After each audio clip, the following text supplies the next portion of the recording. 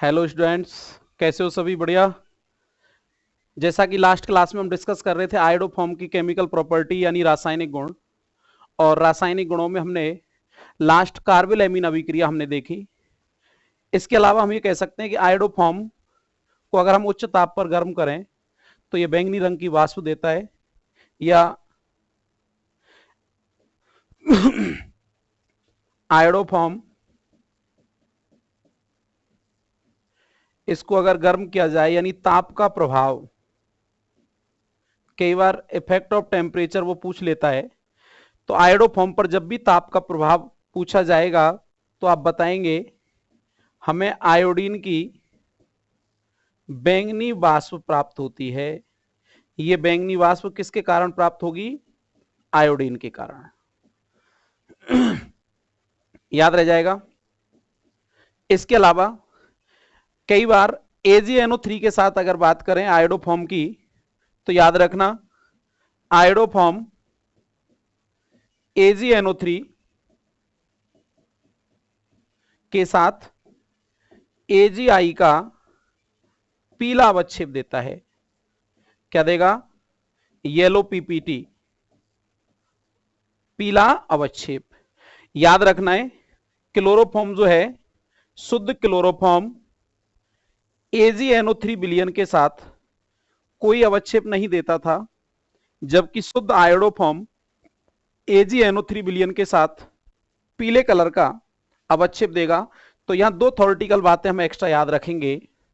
Iodoform के साथ ताप का प्रभाव देखें कि आयोडोफॉर्म को अगर गर्म किया जाए तो यह आसानी से अपघटित होकर आयोडीन बना लेता है, इसलिए हमें बैंगनी रंग की वाष्प दिखाई देगी। और अगर आयोडोफॉर्म के अंदर किसका विलयन डाला जाए? AgNO3 का, तो हमें AgI का पीला अवच्छेद प्राप्त होता है। क्यों? क्योंकि AgI जो है वो आयोडीन में से आसानी से अपघटित आयोडोफॉर्म में से अपघटित हो जाता है, जो AgNO3 के साथ क्रिया करके AgI बनाता है। तो याद रखना है शुद्ध आयोडोफॉर्म AgNO3 के साथ क्रिया करके AgI का पीला अवच्छेद देता है, जबकि शुद्ध क्लोरोफॉर्म AgNO3 विलयन के साथ AgCl का श्वेत अवच्छेद नहीं देता, जबकि अशुद्ध क्लोरोफॉर्म ऐसा परीक्षण देता है, जो हम लास्ट क्लास में डिस्कस कर चुके क्लोरोफॉर्म के शुद्धता के परीक्षण में। नेक्स्ट जो टॉपिक इस चैप्टर में हम स्टार्ट करेंगे वो होगा टेट्राहेलोजन व्युत्पन्न। देखो टेट्राहेलोजन व्युत्पन्न होते क्या है, नाम से क्लियर हो रहा है। ऐसे हेलोजन व्युत्पन्न जिसमें हेलोजन परमाणुओं की संख्या कितनी होगी? 4। 4 हेलोजन परमाणु जिसके अंदर उपस्थित होंगे टेट्राहेलोजन व्युत्पन्न कहलाएंगे। और आपके सिलेबस में टेट्राहेलोजन व्युत्पन्न का एक एग्जांपल हमें डिटेल में डिस्कस करना है, जिसका नाम है कार्बन टेट्रा क्लोराइड CCl4। तो देखो स्टार्ट करते हैं। कार्बन टेट्रा क्लोराइड टेट्राहेलोजन व्युत्पन्न का ये एग्जांपल हमें पढ़ना है।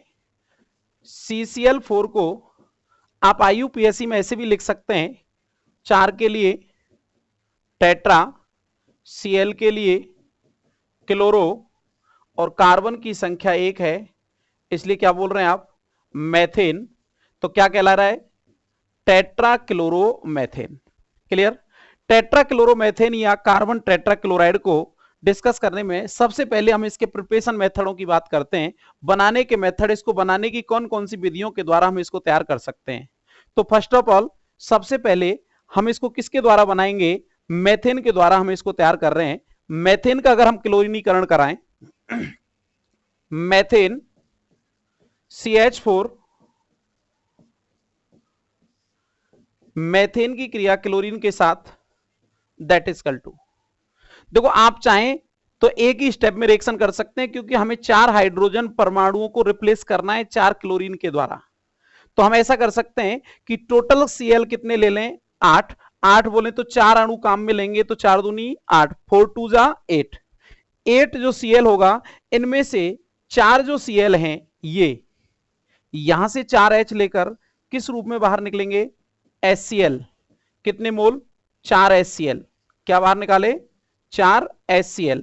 जैसे ही 4 HCl बाहर निकलेंगे, हमारे पास जहां से बॉन्ड ब्रेक हुआ है वहीं से जोड़ेंगे, ये 4 HCl बाहर निकाला। आप देखो यहां से 4H निकलेंगे, हमारे पास टोटल Cl कितने थे? 8। 8 में से 4 Cl गए, 4 Cl बचे, 4 Cl 4H की जगह, और उत्पाद क्या बनेगा, CCl4, जिसको आप क्या नाम दे रहे हैं, कार्बन टेट्रा क्लोराइड। ठीक है, तो ये कार्बन टेट्रा क्लोराइड CCl4 बनाने का पहला मेथड था मेथेन के क्लोरीनीकरण से, या मेथेन से हमने इसको तैयार किया। जब मेथेन की क्रिया, आप टेम्परेचर चाहें तो लिख सकते हैं, मेथेन की क्रिया 400 डिग्री सेंटीग्रेड ताप पर क्लोरीन के आधिक्य से कराते हैं। आधिक्य क्यों यूज किया हमने, एक्सेस, क्योंकि हमने क्लोरीन की मात्रा कितनी ली है, 4 अणु काम में लिए, मेथेन के कितने काम में लिए, 1 के सापेक्ष क्लोरीन कितने काम में लिए जा रहे हैं, 4, इसलिए हम क्या बोलेंगे, क्लोरीन का आधिक्य जब काम में लेंगे तो कार्बन टेट्रा क्लोराइड का निर्माण होता है। सेकंड मेथड देखो, क्लोरोफॉर्म के क्लोरीनीकरण से, नाम से क्लियर हो रहा है, क्लोरीनीकरण। क्लोरीनीकरण का मतलब हमें क्लोरीन को जोड़ना है, किसके ऊपर जोड़ना है, क्लोरोफॉर्म के साथ जोड़ना है। अब क्लोरोफॉर्म के साथ क्लोरीन को हम कैसे जोड़ेंगे, देखो आपने क्लोरोफॉर्म लिया CHCl3 क्लोरोफॉर्म, क्लोरोफॉर्म की क्रिया Cl2 से कराई, यहां से एक H, यहां से एक Cl, कौन सा ग्रुप बाहर निकला बोलो, HCl। जहां से बॉन्ड ब्रेक होगा वहीं से जोड़ेंगे। आपने यहां से H निकाला, H की वैलेंसी फ्री, ये वैलेंसी किसके द्वारा पूरी होगी, Cl के द्वारा। पहले से कितने Cl थे, 3, ये Cl जैसे इधर आके जुड़ेगा तो Cl कितने होंगे, 4, और आपका यौगिक जो बना CCl4, नाम क्या हो जाएगा, कार्बन टेट्रा क्लोराइड। क्लियर, कैसे बोलेंगे, जब क्लोरोफॉर्म की क्रिया सूर्य के प्रकाश की उपस्थिति में किससे कराएंगे, Cl2 या क्लोरीन से कराते हैं तो कार्बन टेट्रा क्लोराइड का निर्माण होता है। इस तरीके से हम सेकंड मेथड में कार्बन टेट्रा क्लोराइड प्राप्त कर लेते हैं। क्लियर, नेक्स्ट मेथड देखेंगे कार्बन डाइसल्फाइड से। कार्बन डाइसल्फाइड से कार्बन टेट्रा क्लोराइड कैसे बनाते हैं, कार्बन डाइसल्फाइड से कार्बन टेट्रा क्लोराइड बनाने के लिए हम कार्बन डाइसल्फाइड की क्रिया क्लोरीन से कराते हैं निर्जल AlCl3 की प्रेजेंस में। तो पहले तो कार्बन डाइसल्फाइड का फॉर्मूला क्या होगा भाई, CH2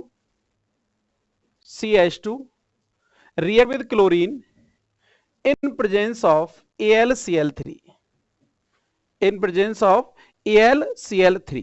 क्लियर, देखो ध्यान से, हमारे पास कार्बन तो एक है, लेकिन क्लोरीन हमें कितने चाहिए, कम से कम 4, लेकिन इस सल्फर के साथ भी क्लोरीन बाहर निकलेंगे, इसलिए हमने यहां क्लोरीन के टोटल कितने अणु काम में लिए, 3, टोटल क्लोरीन परमाणु कितने होंगे, 3 दूनी 6, 6 में से 4 Cl कार्बन के साथ किस फॉर्म में, CCl4 कार्बन टेट्रा क्लोराइड,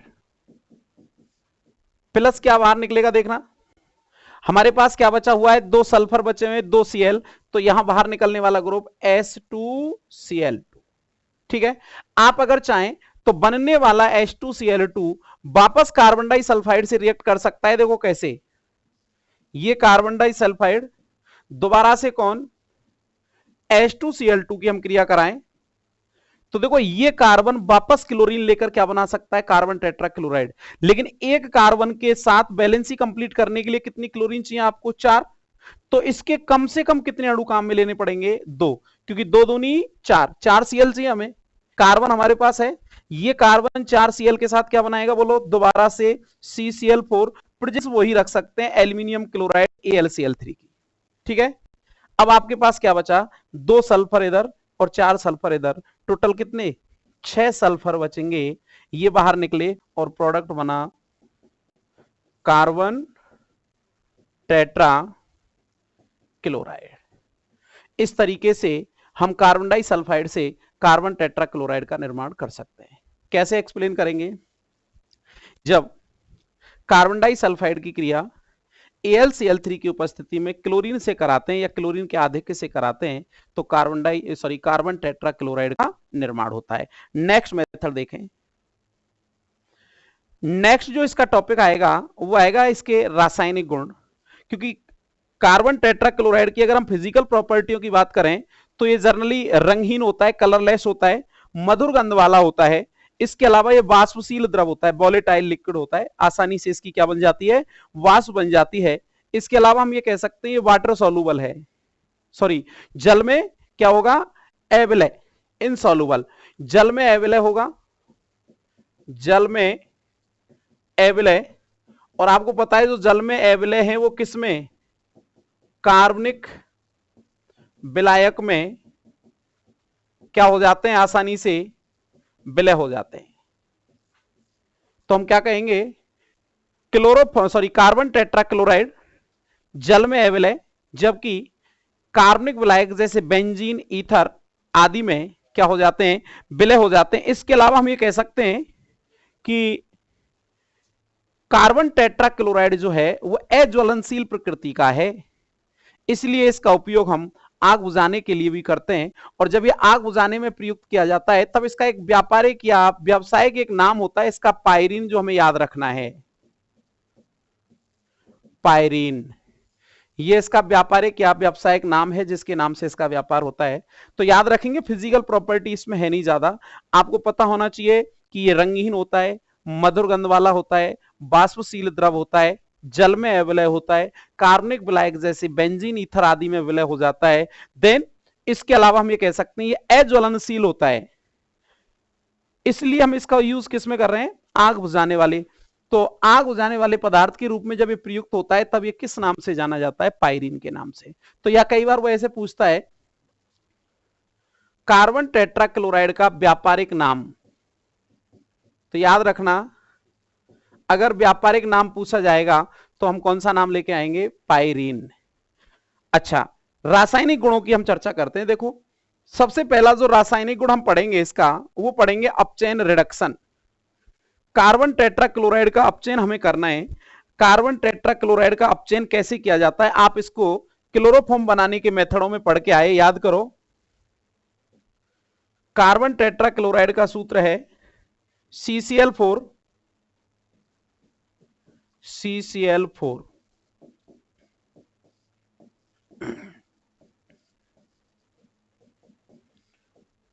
याद करो आपने कार्बन टेट्राक्लोराइड से क्लोरोफॉर्म तैयार कैसे किया, याद हो तो आपने कार्बन टेट्राक्लोराइड का क्या कराया था भाई, अपचयन कराया था। किसकी उपस्थिति में कराया था, Fe+H2O। याद आ रहा है कि कुछ, कितने एच काम में लिए थे हमने, 2।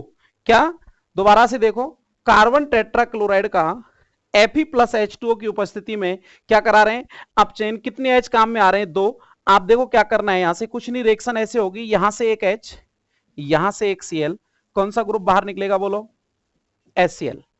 HCl बाहर गया, जहां से एक H बचा, जहां से Cl गया वहां एक H आके जुड़ेगा, तो C पर पहले से 3 Cl है और चौथा कौन आएगा, H, तो क्या बनने वाला है, CHCl3, और उत्पाद क्या बनेगा, क्लोरोफॉर्म। तो याद रखना है, डायरेक्ट पूछ लेता है कई बार, क्या, कार्बन टेट्राक्लोराइड से क्लोरोफॉर्म प्राप्त करने की अभिक्रिया का समीकरण किसके द्वारा करा रहे हैं, रिडक्शन। लेकिन याद ये रखना है, रिडक्शन में कितने एच काम में आ रहे हैं, 2। किसकी प्रेजेंस में करा रहे हैं, Fe+H2O। बड़ा सिंपल है, ठीक, याद रह जाएगा। दोबारा से देख लो एक बार, जब आप कार्बन टेट्राक्लोराइड का Fe+H2O की उपस्थिति में क्या कराते हैं, अपचयन कराते हैं, तो 2 H काम में लेंगे और कार्बन टेट्राक्लोराइड किस में परिवर्तित हो जाता है, क्लोरोफॉर्म में। इस तरीके से कार्बन टेट्राक्लोराइड से हमें क्या प्राप्त होंगे, क्लोरोफॉर्म का निर्माण हो जाएगा। नेक्स्ट देखें, जल अपघटन। देखो जल अपघटन आपने क्लोरोफॉर्म का पढ़ा, आयोडोफॉर्म का पढ़ा, अब कार्बन टेट्राक्लोराइड का। जब भी जल अपघटन आएगा इनका, तीनों में से किसी का भी, किसके साथ होगा, एक्वस KOH। याद करो बेसिक कंसेप्ट क्या कहता है इसका, ये उन जगह पर क्रिया करेगा जहां X होगा और X को हटाकर उसके स्थान पर क्या देगा, OH। X कौन है, X है हेलो, हेलो बोले तो क्लोरो, ब्रोमो, आयोडो, फ्लोरो। तो यहां जो जल अपघटन हम कराने वाले हैं वो किसके द्वारा कराएंगे, जलीय KOH। और ये भी हमें पता है जितने हेलोजन प्रेजेंट हैं उतने ही KOH हम काम में लेंगे, जलीय KOH। अब आप बताओ कार्बन टेट्राक्लोराइड में भाई कितने हेलोजन है? 4 क्लोरीन है, तो जलीय KOH के कितने अणु काम में आने चाहिए भाई? 4। अब आप ये देखो 4 अगर हेलोजन निकलेंगे तो 4 ही कौन जुड़ेंगे? OH। कैसे जुड़ेंगे देख लो, CCl4 कार्बन टेट्राक्लोराइड, ठीक है, कार्बन टेट्राक्लोराइड को रिएक्ट किया आपने KOH के साथ। कौन सा KOH काम में लेंगे भाई? Aqueous KOH। एक्वस KOH का फंक्शन रट जाना चाहिए, याद हो जाना चाहिए। एक्वस KOH के बारे में हम बार बार बोल रहे हैं, यह ऐसा अभिकर्मक है जो उन यौगिकों से क्रिया करता है जिनमें हेलोजन प्रेजेंट होता है। याद रखो एक्वस KOH के बारे में क्या कहा गया? No halo no reaction. अगर हेलोजन नहीं है तो वहां ये कोई क्रिया नहीं करेगा, और अगर हेलोजन है तो क्या करेगा? हेलोजन हटाओ OH लगाओ, बड़ा सिंपल है। हेलोजन हटाओ OH लगाओ। अब जहां से हेलोजन हटेगा वहीं OH लगेगा। एक हेलोजन हटेगा तो एक OH लगेगा, 2 हेलोजन हटेंगे तो 2 OH लगेंगे। यहां कितने हेलोजन हटने वाले हैं? 4। तो OH भी कितने आने वाले हैं बोलो? 4 आ जाएंगे। देखो तो एक बार, हमने इसके कितने मोल काम में लिए? 4, क्योंकि हेलोजन परमाणुओं की संख्या 4 थी। यहां से 4K, यहां से 4Cl, कौन सा ग्रुप बाहर निकला? 4KCl बाहर निकाल दिया। जहां से बॉन्ड ब्रेक किया वहां से जोड़ते चलो, कुछ नहीं है। कार्बन से कितने Cl गए भाई? 4। कार्बन की चारों वैलेंसी फ्री, 4 जगह 4 कौन आके जुड़ेंगे बोलो? OH। तो देखना ये कार्बन, कार्बन की चारों वैलेंस फ्री, चारों जगह कौन जोड़ दिया आपने? OH। ये लो,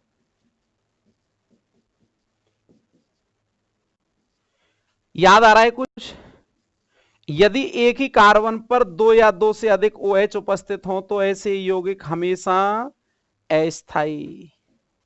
कहीं भी आएगा नियम अपने आप लग जाना चाहिए, रट जाना चाहिए अब तो ये, ठीक है। अब देखो कितने OH? 4। जल के 2 अणु बाहर निकलेंगे, यहां से एक OH, यहां से एक H, H2O, यहां से एक OH, यहां से एक H, H2O। बोलो क्या निकला? 2H2O प्लस ये किस में टूट जाएगा? ये सिंगल बॉन्ड, ये सिंगल बॉन्ड इधर डबल, ये सिंगल टूटा, ये सिंगल इधर डबल, और ये किस में कन्वर्ट हो गया? CO2 में। तो याद रह जाएगा, जब जब कार्बन टेट्राक्लोराइड का जलीय KOH के साथ क्या होगा? जल अपघटन होगा, कार्बन टेट्राक्लोराइड CO2 तथा जल में अपघटित हो जाया करता है। याद रह जाएगा ना? तो ध्यान रहे, कार्बन टेट्राक्लोराइड जलीय KOH से क्रिया कर रहा है, और जलीय KOH से क्रिया करके एक अस्थायी यौगिक बना रहा है। अस्थायी क्यों बोल रहे हैं आप बार बार? क्योंकि इस यौगिक में एक ही कार्बन पर कितने? 4 OH। और आपको कंडीशन याद है, जब एक ही कार्बन पर 2 या 2 से अधिक OH उपस्थित होंगे तो ऐसे यौगिकों को आप क्या कहेंगे? अस्थायी यौगिक। और वो यौगिक हम गर्म करके जल के अणु के रूप में बाहर निकलेगा जल, और उसके बाद जो यौगिक बनना होगा बन जाएगा। यहां एक ही कार्बन पर कितने OH थे? 4। इसलिए जल के 2 अणु निकले, साथ में एक इसमें टूट गया CO2 में। नेक्स्ट देखें, राइमर टीमान अभिक्रिया। याद रखना, जब रिएक्शन क्लोरोफॉर्म के साथ राइमर टीमान आएगी तो वहां हमने इसका एक नाम पढ़ा, राइमर टीमान फॉर्मुलीकरण। लेकिन जब जब ये रिएक्शन कार्बन टेट्राक्लोराइड के साथ आएगी इसका नाम क्या हो जाएगा? राइमर टीमान कार्बोक्सिलीकरण। याद करें, फॉर्मुलीकरण में फॉर्मिल समूह यानी एल्डिहाइड समूह जुड़ता था, इसलिए उत्पाद बना सैलिसिल एल्डिहाइड। कार्बोक्सिलीकरण में कार्बोक्सिलिक समूह जुड़ेगा, इसलिए उत्पाद बनेगा सैलिसिलिक अम्ल। इसलिए इस रिएक्शन का पर्टिकुलर नाम कई बार ये आता है राइमर टीमान कार्बोक्सिलीकरण।